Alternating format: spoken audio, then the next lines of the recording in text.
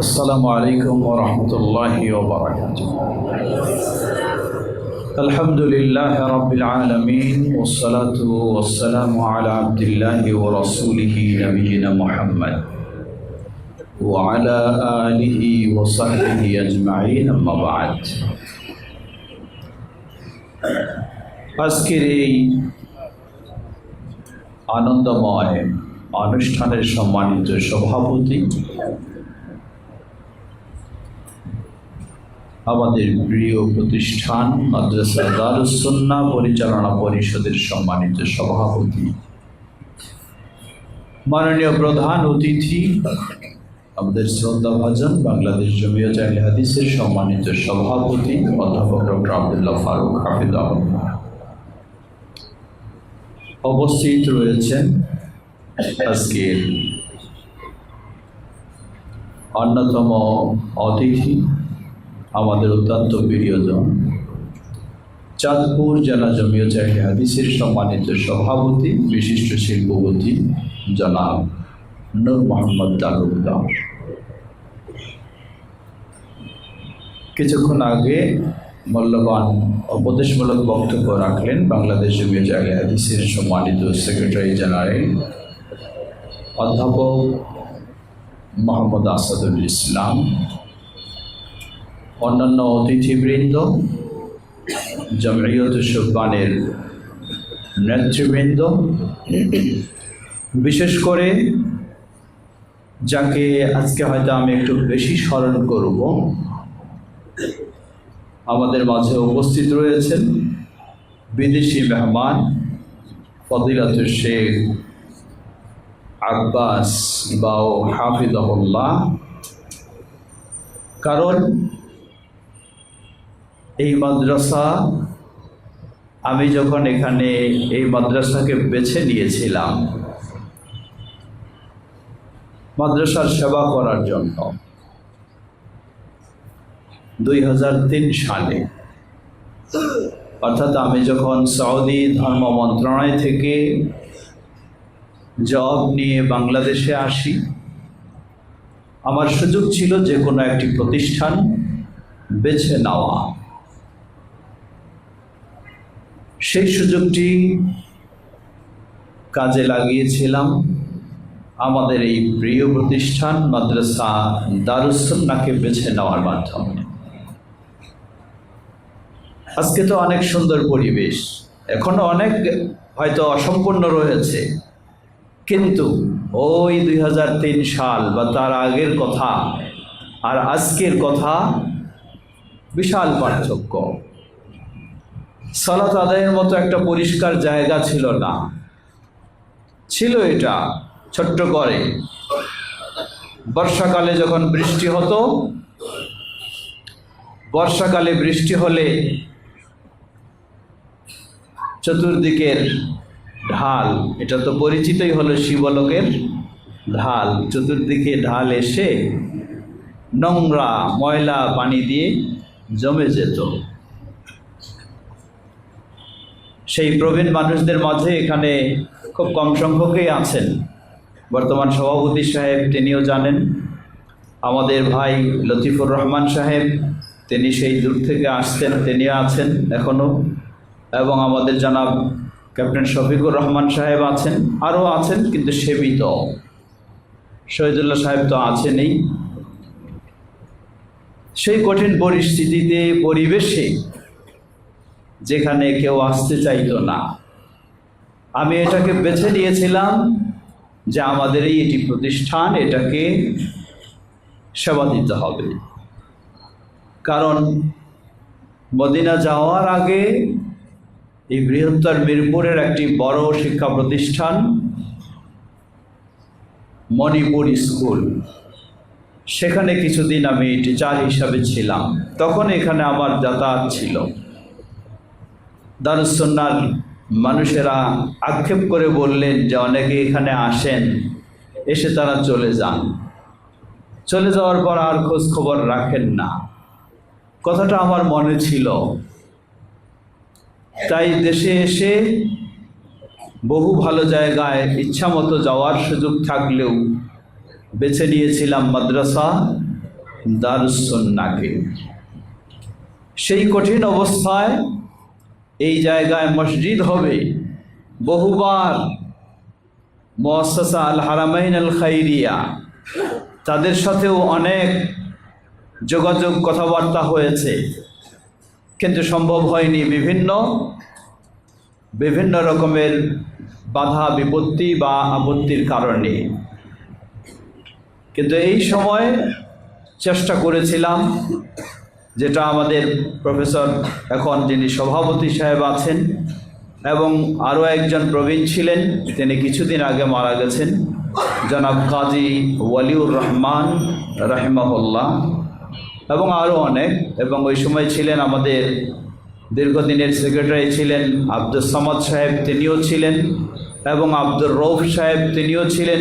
তারা আজকে সবাই চলে গেছেন। আল্লাহ তাদেরকে জান্নাতুল ফিরদাউস নসিব করুন। কি কষ্ট করেছেন সেটি না দেখলে বলা যায় না। বসার জায়গা নেই, দাঁড়ানোর জায়গা নেই, সালাতের জায়গা নেই। সেই সময় আমি এটিকে বেছে নিয়ে আমি একটি প্রতিজ্ঞা করেছিলাম। আল্লাহ সুবহানাহু ওয়া তাআলা সেই প্রতিজ্ঞাও কবুল করেছেন। তো যার সহযোগিতায় বা হেল্প নিয়ে আমরা এই মসজিদ 6 তলা ফাউন্ডেশনের কাজ শুরু করলাম। সেই সময় জমঈয়তে ইহইয়াত তুরাসির দায়িত্বে ছিলেন আমাদের শেখ আব্বাস বাউ হাফিজাহুল্লাহ। তিনিও পজিটিভ ভূমিকা রেখেছিলেন অত্যন্ত, কারণ তিনি আলহামদুলিল্লাহ আহলুল হাদিসদেরকে খুব ভালোবাসেন। আল্লাহ তাকে জাযায়ে খায়র দান করুন। তবে উনি একটা কষ্ট আমার কাছে সবসময় বলেন, এটা আমি একটু বলি, যারা দায়িত্বে আছেন তাদেরকেও বলি। যেহেতু এটা আহলে হাদিস মসজিদ হিসাবে ওনার বাসা থেকে কাছে, উনি এখানে জুমা পড়তে আসেন, কিন্তু জুমার খুতবা এত কেউ কোনো খতিবরা দীর্ঘ করেন, তিনি খুব অসন্তুষ্ট হয়ে চলে যান। এটা সুন্নাহ অনুযায়ীও নয়। দারুস সুন্নাহ বাইতুল হক সব সময় সুন্নাহর বেশি গুরুত্ব দেওয়ার চেষ্টা করে। তাহলে কেন আজকে এখানে কিছু খতিবগণ এসে এত লম্বা খুতবা দেবেন যে ভালো মানুষেরা এখান থেকে চলে যাবে, খুতবা শুনতে চাইবে না? এটা হইতে পারে না। মসজিদ কর্তৃপক্ষকে আমি অনুরোধ জানাবো, যেই সব বিশিষ্ট বক্তাগণ এসে লম্বা খুতবা দেন তাদেরকে আপনারা অনুরোধ জানাবেন তারা যেন সুন্নাহ অনুযায়ী খুতবার সময়টাকে খেয়াল রাখেন, যাতে এই ধরনের ব্যক্তিরা এখান থেকে মন কষ্ট নিয়ে চলে যাবে আর জুমা পড়তে আসতে চাইবে না। এটি অত্যন্ত দুঃখজনক বিষয়।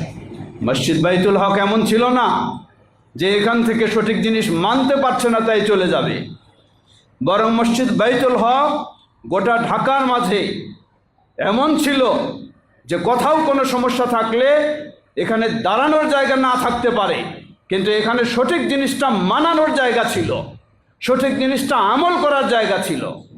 সেই বিষয়গুলি সকলে খেয়াল রাখবেন। অতীতকে না জানলে, না বুঝলে বর্তমানকে মূল্যায়ন করা যায় না।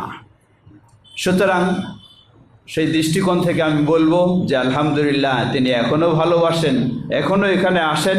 আল্লাহ তাকে জাযায়ে খায়র দান করুন। যারা এই ধরনের মাদ্রাসা মসজিদ বাইতুল হক ও মাদ্রাসা দারুস সুন্নাহর পিছনে অবদান রেখেছেন, আল্লাহ সকলকে জাযায়ে খায়র দান করুন। আজকে সত্যি অনেক আনন্দের বিষয়, যেটি হয়তো আমাদের হিসাবেও ছিল না।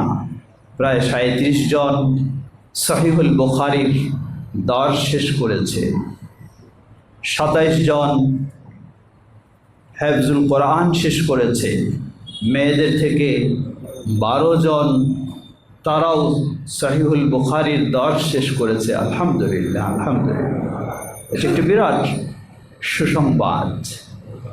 মাদ্রাসা দারুস সুন্নাহর সুসংবাদ আরও সামনের দিকে এগিয়ে যাক, আরও সামনের দিকে মাদ্রাসার উন্নতি অগ্রগতি এগিয়ে যাক, সেটি আমরা সকলে কামনা করি। আল্লাহ আমাদের তৌফিক দান করুন। কথা লম্বা করতে চাই না। আজকে মূল দর্স হলো সহিহুল বুখারীর দর্স। সেই দর্স আমরা নিয়েছি। এরপরে প্রধান অতিথির বক্তব্য আমরা শুনব। শুধু আমি এতটুকু স্মরণ করে দিতে চাই, মাদ্রাসা দারুস সুন্নাহ যারা আছি, হয় উস্তাদ অথবা ছাত্র অথবা পরিচালনা পরিষদে, আমরা যেন সকলেই মাদ্রাসা দারুস সুন্নাহর সেই ঐতিহ্য, সেই বৈশিষ্ট্যের কথা একটু খেয়াল করি। খেয়াল করে এটাকে আরও সুন্দর করার চেষ্টা করি। কিছু কিছু বিষয় অনেক সময় খুবই কষ্টের বিষয় হয়। আজকে আমরা এতই উন্নত হতে চলেছি, আমাদের চেতনা এতই বিকশিত হচ্ছে, আমরা কোরআন সুন্নাহর বা সালাফদের মানহাজের দিকে দৃষ্টি না দিয়ে আমরা দৃষ্টি দিতে চাই কোন ফিল্ডে কে নেমেছে, কে কত হুঙ্কার দিতে পারে, কে কত ফেসবুকে লিখতে পারে, কে কত কি করতে পারে, সেদিকে আমরা দৃষ্টি দিচ্ছি। এটি তো কখনো আহলুল হাদিসদের বৈশিষ্ট্য হতে পারে না, এটি কখনো সালাফিদের মানহাজ হতে পারে না। আর সেই দৃষ্টি দিতে গিয়ে আমাদের কোনো কোনো ব্যক্তিগণ, এমনকি আমি লক্ষ্য করেছি আমাদের ছাত্ররাও এমনই শিক্ষা কেউ কেউ নিয়েও সেই দিকে যেতে চায়। আমি তোমাদেরকে বলবো, লা তাকুন ইম্মাআতান, মানুষ করবে আমরা করব, তাহলে তোমার পড়ালেখা করে কি লাভ হলো? মানুষ করতে পারে, যে ইসলাম বুঝে না, যে ইসলাম চিনে না, সে মরিচিকার মতো অনেক কিছু করতে পারে, অনেক কিছুর পিছে দৌড়াতে পারে। কিন্তু তুমি আহলুল হাদিস, তুমি সালাফি, তোমার মানহাজ স্পষ্ট, তোমার শিক্ষা স্পষ্ট, তোমার দ্বীন স্পষ্ট, তুমি কেন অন্যদিকে দৌড়াবা? তুমি কেন অন্যের অনুসরণ করবা? তোমার অনুসরণের ব্যক্তিগণ রয়েছেন। সুতরাং আমরা অন্যের দেখাদেখি কখনোই কিছু করতে পারি না। আমরা করব যাদের দেখাদেখি, তারা আমাদের রয়েছেন নবী মুহাম্মদ সাল্লাল্লাহু আলাইহি ওয়াসাল্লাম, সাহাবায়ে কেরাম, সালাফগণ সবাই রয়েছেন, হারিয়ে যাননি, তাদের ইতিহাস হারিয়ে যায়নি, তাদের তথ্য হারিয়ে যায়নি, তাদের জ্ঞান গবেষণা শেষ হয়ে যায়নি, সব রয়েছে। সুতরাং সেগুলির দিকে আমরা দৃষ্টি দেব। এজন্য ইমাম ইবনে তাইমিয়া রাহিমাহুল্লাহ দুটি কথা একটু স্মরণ করে দেই। দাঈ ইলাল্লাহর জন্য তিনি বলেছেন, মনে রাখো তোমাকে তিনটি জিনিস খেয়াল রাখতে হবে। আল ইলমু ক্বাবলা দাওয়া, ওয়াল লিনু মা'আদ দাওয়া, ওয়াস সাবরু বা'দা দাওয়া। আল ইলমু ক্বাবলা দাওয়া, দাওয়াতার কাজ তোমাকে করতে হবে, কিন্তু দাওয়ার ফিল্ডে নেমে সত্যকে মিথ্যা বানিয়ে দিবা আর মিথ্যাকে সত্য বানিয়ে দিয়ে তুমি ধূম্রজাল সৃষ্টি করবা, কিছুই হবে না তোমার দ্বারা। হতে পারে তুমি একটু দেখাতে পারো, হতে পারে তুমি একটু শোনাতে পারো, হতে পারে তুমি একটু আওয়াজ দিতে পারো, কিন্তু আল্লাহ সুবহানাহু ওয়া তাআলার কাছে তোমার দ্বারা কিছুই হবে না। এই জন্য আল ইলমু ক্বাবলা দাওয়া, দাওয়ার পূর্বে ইলমের প্রয়োজন। কোন ইলম? ইমাম ইবনে তাইমিয়া রাহিমাহুল্লাহ সেই ইলমের আরেকটি অত্যন্ত চমৎকার 3 শব্দে সংজ্ঞা দিয়েছেন। আল ইলমু হুয়া কাউলুন মুহাক্কাকুন ওয়া নাকলুন মুদাক্কাকুন ওয়া মা সিওয়া যালিকা মুমাজ্জাকুন। আল ইলমু কাউলুন মুহাক্কাকুন, অমুক বলছে তমুক বলছে, এটার নামে ইলম নয়। অমুক নেতা বলেছে, অমুক আলেম বলেছে, অমুক স্কলার বলেছে, এটার নামে ইলম নয়। আল ইলম হুয়া কাউলুন মুহাক্কাকুন, মা ক্বালা আল্লাহ ওয়া মা ক্বালা রাসূলুল্লাহ সাল্লাল্লাহু আলাইহি ওয়াসাল্লাম, ওয়া নাকলুন মুদাক্কাকুন। খালি অমুকের রেফারেন্স টানলেই হবে না, নাকলুন মুদাক্কাক, ওয়া মা সিওয়া যালিকা মুমাজ্জাক। তাই ইমাম ইবনে তাইমিয়া রাহিমাহুল্লাহ বললেন, আল ইলমু ক্বাবলা দাওয়া ওয়াল লিনু মা'আদ দাওয়া। দাওয়ার পূর্বে আমার সবচেয়ে বড় প্রস্তুতি হলো কোরআন সুন্নাহর নির্ভেজাল সঠিক জ্ঞান। ওয়াল লিনু মা'আদ দাওয়া, প্রয়োজনে অস্ত্র ধরব, প্রয়োজনে যুদ্ধ করব, কিন্তু এটাই সাধারণ অবস্থা নয়। ওয়াল লিনু মা'আদ দাওয়া, এটা হলো সাধারণ অবস্থা। প্রয়োজনে বিভিন্ন হতে পারে, ওয়াসসাবরু বা'দা দাওয়া, বিচলিত হওয়ার কিছুই নেই। ধৈর্যের সাথে আমাদেরকে অগ্রসর হতে হবে, ধৈর্যের সাথে আমাদের চলতে হবে। আল্লাহ রাব্বুল আলামিন বললেন, ওয়া আন্না হাযা সিরাতি মুস্তাকিমা ফাত্তাবিউহু ওয়া লা তাত্তাবিউস সুবুলা ফাতাফাররাকা বিকুম আন সাবিলি। সঠিক পথটা কিন্তু একদিন দুদিনের নয়। খুব লাফঝাপ দিয়ে দিন রাত 24 ঘন্টা শ্রম দিয়ে কাজ করলাম, তারপরে চুপচাপ হয়ে গেলাম, না, এটার নাম সঠিক পথ নয়। ওয়া আন্না হাযা সিরাতি মুস্তাকিমা, লম্বা এটা সবচেয়ে বেশি। ফাত্তাবিউহু, আর ডানে বামের পথগুলি, যার মাঝে অনেক গরম, অনেক রংচং, অনেক চিৎকার স্লোগান, সেগুলি আসলেই এগুলি মরীচিকা, এগুলি কখনো দিন নয়, এগুলি কখনো সিরাত মুস্তাকিম নয়। তাই আহলুল হাদিস সালাফি ওই সেই লম্বা পথে চলবে, ধৈর্যের সাথে, বিচলিত হবে না, ধৈর্যের পরিচয় দিবে। ওয়াসবির কামা সাবারা উলুল আযমি মিনার রুসুল। আল্লাহ আমাদের সঠিক অবস্থান গ্রহণ করার তৌফিক দান করুন। বিশেষ করে যারা আজকে তোমরা এতজন দাওরা হাদিস শেষ করে গেলে, মনে রাখতে হবে মাদ্রাসা দারুস সুন্নাহ মানেই হলো বাংলাদেশ জমিয়তে আহলে হাদিসের একটি অন্যতম শীর্ষ প্রতিষ্ঠানের মধ্যে। তুমি যেখানেই যাও না কেন, প্রথম মাদ্রাসা দারুস সুন্নাহকে তুমি স্মরণে রাখবা। যেখানেই যাও তুমি, হতে পারে অনেক বড়, দোয়া করি আল্লাহ অনেক বড় করুক, সব ওস্তাদদের আমাদের সবার আছে, তোমাদেরকে আল্লাহ আরো বড় করুন, কিন্তু কখনো ভোলা যাবে না কাকে? মাদ্রাসা দারুস সুন্নাহ, এটি মনে রাখবে। দ্বিতীয়, বাংলাদেশ জমিয়তে আহলে হাদিসের প্রতিষ্ঠান হিসাবে যেখানেই যাই, জমিয়তে আহলে হাদিসের সাথে সম্পৃক্ত থাকব, জমিয়ত সুবহানের সাথে সম্পৃক্ত থাকব, সেই ঐক্য সংহতি আমরা বজায় রাখব। আমরা সেভাবে যেন অগ্রসর হতে পারি। বিশেষ করে যারা পরবর্তী ক্লাসে রয়েছ, তোমরাও যেন সেভাবেই সামনে এগিয়ে যেতে পারো। আল্লাহ সকলকে সে তৌফিক দান করুন। মাদ্রাসা দারুস সুন্নাহ আলহামদুলিল্লাহ এগিয়ে চলছে, মসজিদের পরিধি দিনের পর দিন বেড়ে যাচ্ছে, বলি আলহামদুলিল্লাহ। ভবনের পরিধি বেড়ে যাচ্ছে, এটি অত্যন্ত আমাদের জন্য আনন্দের বিষয়। তাই যে যেখানে থাকবো, যেভাবে থাকবো, চাই ছাত্র হই, উস্তাদ হই, প্রতিবেশী হই, মুসল্লি হই, সবাই আমরা চেষ্টা করব আমাদের এই প্রিয় প্রতিষ্ঠানকে আরো সুন্দর করার, আরো উন্নত করার। আল্লাহ আমাদের সবাইকে সে তৌফিক দান করুন। ওয়া আখিরু দাওয়ানা আলহামদুলিল্লাহি রাব্বিল আলামিন ওয়া সাল্লাল্লাহু তাআলা নবিনা মুহাম্মদ ওয়া আলা আলিহি ওয়া সাহবিহি আজমাইন। ওয়াসসালামু আলাইকুম ওয়া রাহমাতুল্লাহি ওয়া বারাকাতুহু।